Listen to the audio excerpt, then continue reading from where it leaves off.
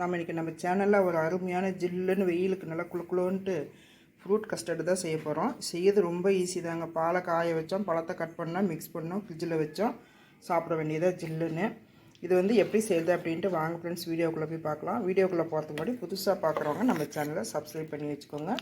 அதுக்கு முன்னாடி நம்ம செய்கிற சமையல் நல்லா இருக்கணும் அப்படின்னு நினச்சிங்கன்னா கொஞ்சம் அன்போடு ருசித்து செய்யுங்க.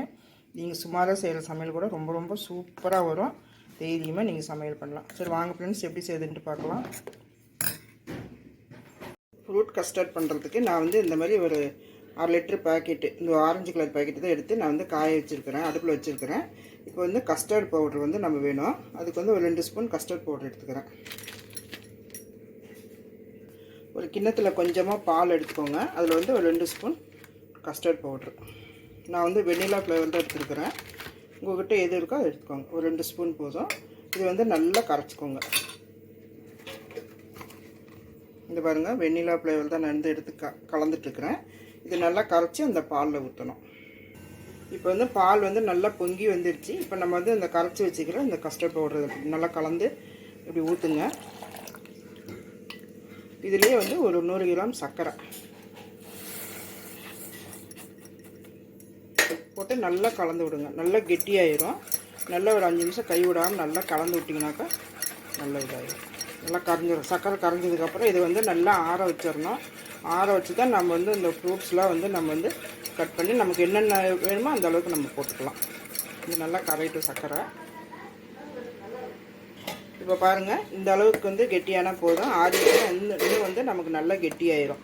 பாருங்கள், இந்த அளவுக்கு ஆனால் போதும். இப்போ நம்ம இதை ஆஃப் பண்ணிவிட்டு ஆற வைக்கலாம். ஆறினதுக்கப்புறம் தான் நம்ம அந்த பழமெல்லாம் கட் பண்ணி போடணும். நம்ம சூடாக இருக்கும்போதே போட்டோம்னாக்கா பழமெல்லாம் வெந்து போயிடும். அதனால் இந்த அளவுக்கு எடுத்திங்கன்னா ஆஃப் பண்ணிங்கன்னா போதும். இந்த அளவுக்கு எடுத்துக்கோங்க. இது நல்லா ஆறட்டும். ஆறினதுக்கப்புறம் நம்ம என்ன பண்ணுறதுன்னு பார்க்கலாம். பால் பாருங்கள், நல்லா ஆறிடுச்சு. பேன் கடியில் வச்சு நல்லா ஆற வச்சுட்டு இந்த அளவுக்கு நல்லா ஆறணும். நல்லா ஆறினதுக்கப்புறம் நம்ம பழமெல்லாம் போடணும். பழம் பார்த்திங்கனாக்கா ஒரே ஒரு மாதுளம்பழம் எடுத்துருக்கிறேன், ஒரு வாழைப்பழம், ஒரு 100 கிராம் கருப்பு திராட்சை கொட்டை இல்லாதது, அதுலேயே பச்சை திராட்சையும் கொட்டை இல்லாத எடுத்துக்கிறேன், ஒரு ஆப்பிள். அவ்வளோதான். நான் 5 பழம் தான் போட்டிருக்கிறேன். நீங்கள் இதோட பப்பாளியும் போட்டுக்கலாம், ஸ்ட்ராபெரி போட்டுக்கலாம். உங்கள்கிட்ட என்ன பழம் இருக்கோ, என்ன பழம் உங்களுக்கு பிடிக்குதோ அதெல்லாம் போட்டுக்கலாம்.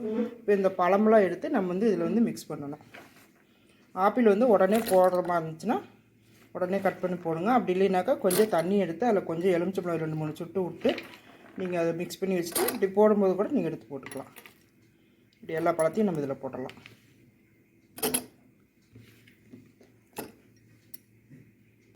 எல்லா பழத்தையும் போட்டதுக்கப்புறம் இப்படி நல்லா மிக்ஸ் பண்ணி விடுங்க. எல்லாம் மிக்ஸ் ஆகணும். பழம் நம்ம விருப்பம்தான், நமக்கு எவ்வளோ வேணாலும் நம்ம போட்டுக்கலாம். இப்போ இப்படி இருக்குது. ஃப்ரிட்ஜில் வச்சோடனே நல்லா கெட்டியாயிரும். இது நீங்கள் ஃப்ரிட்ஜில் வச்சு நல்லா ஜில்லுன்னு சாப்பிட்லாம். அப்படி இல்லைனாக்கா இப்படியே வேணாலும் இப்படியே கூட நீங்கள் சாப்பிட்லாம். நான் போட்டுக்கிற இனிப்பெல்லாம் கரெக்டாக இருக்குது.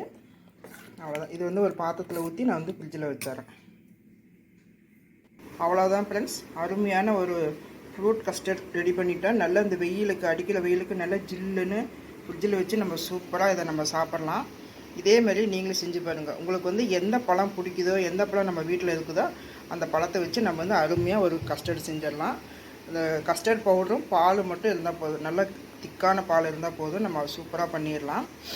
இந்த வீடியோ பிடிச்சிருந்தால் லைக் பண்ணுங்கள், ஷேர் பண்ணுங்கள், கமெண்ட் பண்ணுங்கள், சப்ஸ்கிரைப் பண்ணிவிட்டு அப்படியே பக்கத்தில் இருக்கிற பெல் பட்டனை ஆன் பண்ண மறந்துடாதீங்க. அப்போ தான் நான் போடுற எல்லா வீடியோவும் உங்களுக்கு நோட்டிஃபிகேஷனுக்கு வரும். மீண்டும் அடுத்த ஒரு நல்ல வீடியோவில் சந்திப்போம். நன்றி, வணக்கம்.